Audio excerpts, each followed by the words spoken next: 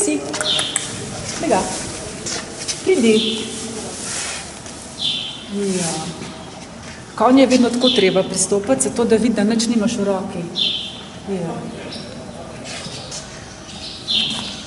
Ideja projekta je nastala v času, ko se je čas ustavil, to je med časom korone, ko je hči poslušala predavanja iz veterine in sicer iz zgodovine veterinarske medicine. In potem sem rekla, pa se že pravzaprav od pameti veka sobivamo žival in človek, vse stare literature, Eda, Biblija, stara grška mitologija, vse vključujejo človeka in žival, seveda s tem, da je človek vedno taki živali vlada.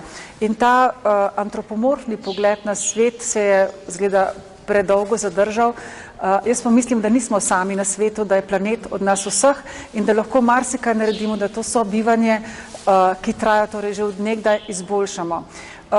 V noči raziskovalcev bomo raziskovali to sobivanje in sicer človeka in žival in kako se je človek v tem času spremenil, spremenila pa se je tudi žival. In če je za človeka žival sprva bila grožnja, nevarnost, je posneje postala nekaj koristnega in žival je postala iz divje živali privržena, taka, ki je od človeka odvisna. No in vse to bomo seveda raziskovali v različnih kontekstih, predvsem pa v povezavi s humanistiko, ker le gre za projekt Evropske noči raziskovalcev Humanistika, to si ti. Tako da so vključene skoraj vse članice Ljubljanske univerze, akademije, inštituti, pridružujejo se tudi druge nevladne organizacije in projekt se mi zdi, da kar raste in raste. To gre za evropski projekt? To je evropski projekt, ja, in Univerza v Ljubljani in nosilka tega projekta, Filozofska fakulteta, je pravzaprav edina, ki je v Evropi dobila projekt, ki ima humanistično vsebino. Vsi ostali projekti, ki so bili izbrani, so naravoslovno naravnani, naš pa je edini, ki izhaja iz humanistike. Koliko časa bo trajal ta projekt? Projekt bo trajal do septembra 2023, takrat bo zadnji petek v septembru, se ponovadi potem pokažejo vrhunci vseh raziskav.